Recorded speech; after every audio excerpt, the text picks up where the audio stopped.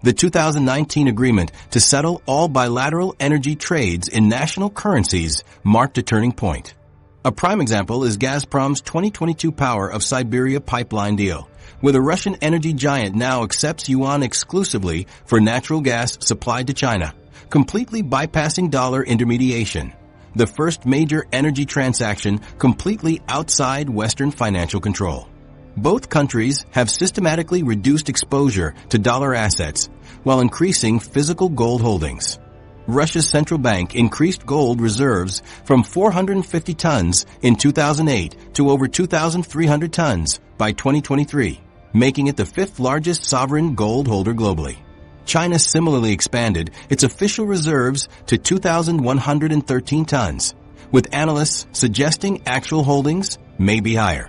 This gold accumulation represents preparation for a financial system where physical assets provide value independent of Western currencies. Central bank digital currencies, CBDCs, represent perhaps the most forward-looking development. China's digital yuan leads global CBDC efforts with 261 million users across 30 pilot regions as of 2023. Unlike cryptocurrencies, the digital yuan offers central bank control while providing speed, reduced costs, and independence from Western payment networks. Russia's accelerated digital ruble project creates potential for near-instantaneous cross-border settlements without SWIFT or Western banks, essentially building a digital expressway around the toll roads of the Western financial system. This alternative financial architecture extends to institutions as well. The Universal Credit Rating Group aims to create alternative credit worthiness assessments. The BRICS New Development Bank and Asian Infrastructure Investment Bank, with combined capital exceeding $150 billion, provide development financing without Western conditionality. The BRICS Contingent Reserve Arrangement offers $100 billion for emergency liquidity assistance as an alternative to the IMF. These initiatives face substantial challenges. The dollar's network effects and liquidity create powerful incentives for its continued use.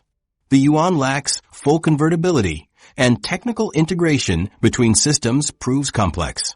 Yet the direction is clear. The Russia-China financial architecture grows more sophisticated and attractive to countries seeking alternatives to Western financial dominance. For smaller economies caught between competing power blocks, these systems offer opportunity through reduced transaction costs and freedom from Western conditionality, but risk creating dependence on a new system with its own rules. This parallel financial universe remains incomplete, yet its foundations have been laid more thoroughly than many Western observers recognize. Even if the dollar maintains global predominance, the existence of functioning alternatives changes the calculus of economic statecraft. When sanctions no longer mean isolation, but merely redirection through alternative channels, their coercive power diminishes. The New Silk Road, China's global infrastructure vision. The redirection of trade through alternative financial channels is only part of the story. While digital networks provide crucial financial infrastructure, China has simultaneously been building something far more tangible. An expansive network of railways, highways, and ports that is literally reshaping global trade routes. This physical transformation of commerce represents the largest reorganization of international trade since European powers first established maritime connections to Asia centuries ago. In 2013, speaking at Nazarbayev University in Kazakhstan, President Xi Jinping unveiled a vision that would come to dwarf all other infrastructure initiatives in modern history. He proposed creating an economic belt stretching from China through Central Asia to Europe, reviving ancient trading pathways. 1 month later in Indonesia, she expanded this concept to include a maritime Silk Road spanning the South China Sea, Indian Ocean, and Mediterranean. Together, these components formed the Belt and Road Initiative. The scale of BRI defies easy comprehension. Conservative estimates place total planned investment at $1 trillion, though some analysts project the final figure could reach $8 trillion by 2049, the centennial of the People's Republic of China. By 2023, China had signed cooperation agreements with 148 countries and 32 international organizations, representing roughly 75% of the world's population and 55% of global GDP. BRI distinguishes itself through its comprehensive approach. While Western development banks typically fund specific projects with stringent governance conditions, China's initiative takes a holistic view of connectivity, creating entire economic corridors with coordinated infrastructure networks. The financing occurs through bilateral loans via policy banks like the China Development Bank, bypassing multilateral institutions with their complex approval processes. The land-based economic belt consists of 6 major corridors connecting China to Europe, the Persian Gulf, and Southeast Asia. The New Eurasian Land Bridge stands as the crown jewel, linking Chinese manufacturing hubs to European markets. What was once a trickle of 17 freight trains in 2011 has transformed into a torrent of over 15,000 trains annually by 2022. In Korgos, Kazakhstan, once a remote desert outpost, a massive dry port now processes thousands of containers daily. Local families who previously subsisted on livestock herding now find employment in logistics, though many worry about economic dependence on China. These trains complete journeys in 12 to 14 days, compared to the 30 to 45 days required for sea transport. Other corridors include routes through Mongolia and Russia, Central and West Asia, the China-Pakistan Economic Corridor, and connections to Southeast Asia. The maritime component includes strategic port investments across the Indo-Pacific region. At Hambantota in Sri Lanka, a sleepy fishing harbor has transformed into a deepwater port handling massive container ships. After Sri Lanka struggled with loan repayments, the port was leased to a Chinese state company for 99 years, a cautionary tale that has prompted other nations to scrutinize BRI terms more carefully. Particularly significant is the China-Myanmar Economic Corridor, which includes pipelines from the Bay of Bengal to Yunnan province. This provides China with an alternative route for energy imports that bypasses the Malacca Strait, a choke point through which approximately 80% of China's oil imports traditionally flow. This alternative represents a major strategic gain for Beijing. Russia's role has evolved significantly since 2014. Initially cautious about Chinese expansion into Central Asia, Moscow has increasingly embraced BRI as Western sanctions limited its economic options. The Arctic dimension holds particular potential, with climate change gradually opening new shipping routes along Russia's Arctic coast, potentially reducing transit times between Asia and Europe by up to 40% compared to the Suez Canal. This infrastructure revolution creates alternatives to sea lanes traditionally controlled by the United States Navy. By establishing land routes and developing port facilities in countries less susceptible to Western pressure, China has significantly reduced its vulnerability to maritime blockades. If choke points like the Malacca Strait were blocked in a conflict, China would have multiple alternatives for essential commerce. These new ports could also potentially serve dual commercial military purposes, providing maintenance and resupply points for Chinese naval vessels operating far from home waters. Western powers have responded with alternative initiatives like the U.S.-led Build Back Better World and the European Union's Global Gateway, emphasizing transparency and environmental standards. However, they struggle to match the scale and implementation speed of Chinese projects. The physical transformation continues despite challenges. Industrial parks and special economic zones have sprung up along major corridors, creating new centers of economic activity. Cities like Duisburg, Germany, where Chinese freight trains now arrive daily at Europe's largest inland port, have been revitalized by this east-west commerce. When combined with the alternative financial channels discussed earlier, these physical trade routes create a more resilient economic system less vulnerable to Western pressure. Countries threatened with exclusion from Western-dominated systems now have viable alternatives for trade, investment, and connectivity.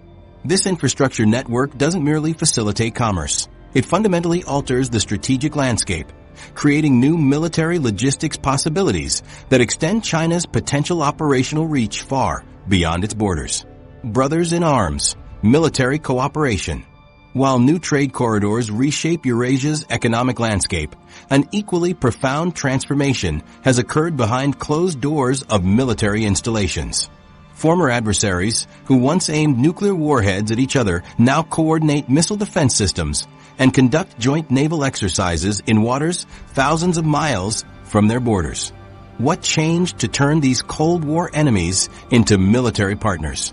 Picture this. Chinese tanks rolling across the Siberian wilderness alongside Russian troops, aircraft from both nations sharing the same skies. This was the scene at Vostok 2018, the same region where Soviet and Chinese soldiers once fired upon each other, now hosting their combined military might. Over 3,200 Chinese personnel joined 300,000 Russian troops in a display of cooperation that would have been unthinkable during the Cold War. This partnership evolved from cautious beginnings to strategic alignment. Their first joint exercise in 2005 was largely symbolic, with modest anti-terrorism drills. By 2012, they established annual naval exercises called Joint Sea, starting with basic maneuvers in the Yellow Sea before expanding dramatically in scope and significance. The 2016 Joint Sea exercises in the contested South China Sea delivered a clear message to regional powers. Chinese and Russian warships practiced island seizure operations and anti-submarine warfare, capabilities directly relevant to potential conflicts over disputed territories.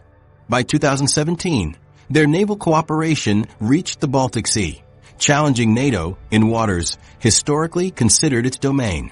The partnership reached new heights in 2019 when Russian Tu-95 and Chinese H-6K strategic bombers flew together over the Sea of Japan, triggering air defense alerts across multiple nations. Like medieval armies combining forces, these former rivals demonstrated their ability to project joint power in sensitive airspace between America's closest Asian allies. Technology transfers have accelerated China's military modernization significantly. Russia's S-400 air defense system, sold to China in 2015, functions like a sophisticated shield capable of tracking and engaging multiple airborne threats simultaneously. This system complicates U.S. air operations in potential Taiwan crisis scenarios by creating protected zones where aircraft cannot safely operate. Russian aerospace expertise has similarly enhanced Chinese capabilities. The sale of Su-35 fighter jets equipped China with highly maneuverable combat aircraft, but the true value lay in the advanced engines, technology China had struggled to develop independently. These engines serve as the heart of modern fighter aircraft, determining performance in ways that pilot skills alone cannot overcome. The cooperation extends to the most sensitive military technologies. In 2019, Russia began helping China create a missile warning system, technology traditionally shared only with the closest allies. This system functions as an early alarm that provides precious minutes to respond to incoming threats, fundamentally altering nuclear deterrence calculations. Their partnership continues into space, integrating satellite navigation systems to reduce dependence on U.S. GPS, critical for both civilian infrastructure and military operations. By 2021, they announced plans for a joint lunar research station, extending their challenge to American leadership beyond Earth itself. What makes this relationship particularly significant is how it addresses each country's vulnerabilities. China gains expertise in aircraft engines and submarine propulsion, areas where its technology has lagged. Russia receives vital investment for its defense industry and access to Chinese advancements in drone and cyber capabilities. The coordination has expanded to joint defense planning, with synchronized military doctrines and secure communication channels between their forces. During the 2022 Winter Olympics in Beijing, Presidents Xi and Putin jointly opposed further enlargement of NATO and criticized America's Indo-Pacific strategy, reflecting their shared strategic concerns. This military alignment challenges Western defense planners significantly. U.S. forces must now prepare for scenarios where Chinese operations receive Russian support across multiple domains. The Joint Sea 2023 naval exercise demonstrated this evolving partnership as Russian and Chinese warships conducted joint patrols with Iranian naval forces in the Gulf of Oman. Despite the deepening relationship, limitations remain. Both militaries restrict access to their most sensitive capabilities, with Russians concerned about Chinese reverse engineering and Chinese planners cautious about dependency on Russian support. Cultural differences and language barriers complicate operations, and neither has established permanent bases on the other's territory. Yet the trajectory is clear. What began as tentative arms sales has evolved into a comprehensive military partnership spanning multiple domains. While not a formal alliance with mutual defense obligations, this relationship enables both powers to challenge Western military advantages simultaneously, forcing the United States and its allies to divide attention between European and Indo-Pacific theaters, like a chess player forced to defend against threats on opposite sides of the board. Reshaping global governance, the institutional challenge. Beyond the battlefield, Russia and China have set their sights on an even more ambitious target. The very institutions that have governed international relations since 1945. Their joint effort is creating an entirely new framework of global governance, a parallel institutional architecture designed to circumvent Western influence. The post-World War II international order was built largely by Western powers. The Bretton Woods Conference established the International Monetary Fund and World Bank with voting rights proportional to capital contributions, ensuring American and European dominance. The United Nations, while universal in membership, structured its Security Council to give 5 powers, including Russia and China, veto authority. But the wider UN ecosystem has typically reflected Western priorities. Institutions like the World Trade Organization, G7, and OECD similarly embodied Western approaches to economic governance, democracy, and development. Despite representing major economic powers, Russia and China remain underrepresented in these institutions' leadership. At the IMF, China holds only 6.08% of voting rights despite being the world's second-largest economy, while Russia commands just 2.59%. Together, they control less voting power than the United States alone at 16.5%. This institutional imbalance has motivated Moscow and Beijing to reshape global governance from outside. Their strategy has evolved into a comprehensive architecture of alternative institutions. The Shanghai Cooperation Organization has expanded far beyond its original border security mandate to become a multidimensional organization encompassing nearly half the world's population. Following Iran's full membership in 2023, the SCO now includes 9 member states spanning from Eastern Europe to South Asia. India's participation creates a forum where 3 nuclear powers can coordinate policies outside Western oversight. The SCO's Interbank Consortium finances major development projects across Central Asia, with capital commitments exceeding $20 billion. Through expanding both its membership and functional scope, the SCO has evolved from a regional forum into a comprehensive security framework that rivals NATO's role in Europe, but without Western participation. The transformation of BRICS represents another significant institutionalization effort. The 2023 BRICS Summit marked a watershed moment when 6 new countries received invitations to join: Argentina, Egypt, Ethiopia, Iran, Saudi Arabia, and the United Arab Emirates. The expanded BRICS Plus would represent approximately 45% of the global population and 37% of global GDP, creating an economic counterweight to the G7. BRICS institutional development includes the New Development Bank, which has approved over $30 billion in infrastructure projects since 2015. Unlike Western-led banks, the NDB imposes no governance requirements on borrowers. The bank has begun issuing bonds denominated in local currencies rather than dollars, advancing de-dollarization while expanding capital access for developing nations. The BRICS Contingent Reserve Arrangement, with $100 billion in committed capital, parallels the IMF's function as a lender of last resort, but without requiring the controversial structural adjustment programs that became contentious during past financial crises. Within existing multilateral institutions, Russia and China have refined their coordination.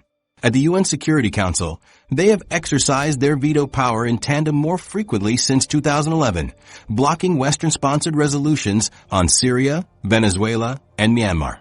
This coordination extends beyond blocking actions to setting the agenda, jointly sponsoring resolutions that emphasize state sovereignty over liberal interventionism. The Asian Infrastructure Investment Bank represents perhaps their most successful institutional initiative. Launched in 2016, the AIIB now boasts 105 approved members worldwide with $100 billion in authorized capital. Despite American pressure, traditional U.S. allies, including the United Kingdom, Germany, and France, joined as founding members, marking the first time major Western powers joined a China-led multilateral institution against explicit American opposition. These parallel institutions attract developing nations in Africa, Asia, and Latin America, countries that represent the majority of the world's population but have historically lacked proportional influence in Western-dominated institutions. The appeal extends beyond the developing world, with European powers joining the AIIB and several EU members embracing Chinese and Russian institutional initiatives while maintaining their formal Western alignments. What we're witnessing resembles an upgrade in global governance. If the post-1945 order was akin to a closed operating system controlled by a few Western powers, these new institutions represent an open-source alternative, allowing countries to select components that serve their needs without requiring complete allegiance to either system. By creating parallel structures, rather than merely seeking greater influence within existing ones, Russia and China are constructing an alternative international order that can function independently of Western approval. These institutions embody different principles, emphasizing state sovereignty over liberal interventionism, development without political conditions, and multipolarity over Western leadership.